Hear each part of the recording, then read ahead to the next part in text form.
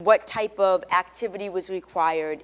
And the biggest component, I believe, in any of your analysis will be what benefit, if any, was derived by the employer.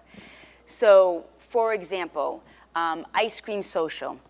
An employer gives hot day in the summer, decides to have an ice cream social. It's on the work premises. You're not obligated to go, just kind of a friendly, nice manner in which to give the employees a break if they choose to. Individual may come and go as they please, get their ice cream, go back to their desk to work. One particular individual does that, puts nuts on top of her ice cream sundae, breaks a tooth. A claim is filed. The question there is that a recreational activity? Does that arise out of and in the course and scope of employment?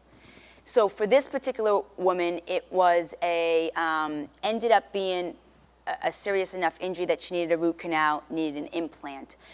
No lost time, only dealing strictly with that dental work, which is obviously expensive. And so there was litigation that would ensue. This is a Massachusetts case, for example, but a lot of the factors had to come into play as to what type of benefit is derived by the employer for this type of activity. And so it was litigated, and it was denied all the way up through the appeals court. And it was always that the standard was that it was voluntary, it was recreational, she could choose to participate if she wanted to. But the appeals court determined that the biggest factor was that it was a benefit of the employer to have this social morale, to have this type of activity to create goodwill amongst the individuals and the employees.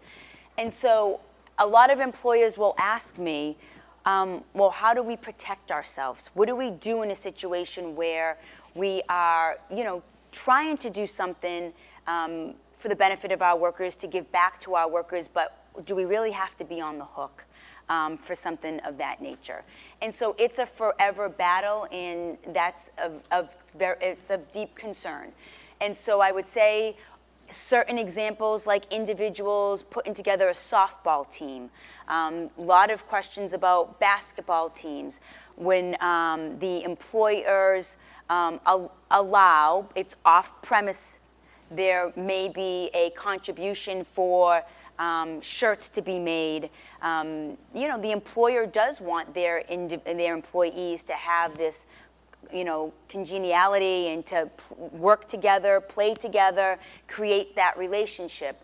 And so in Massachusetts, at least at the present time, that would be considered recreational activity, but it would also depend upon how involved is that employer. They are purchasing the shirts, for example. What is their type of communication and about this program?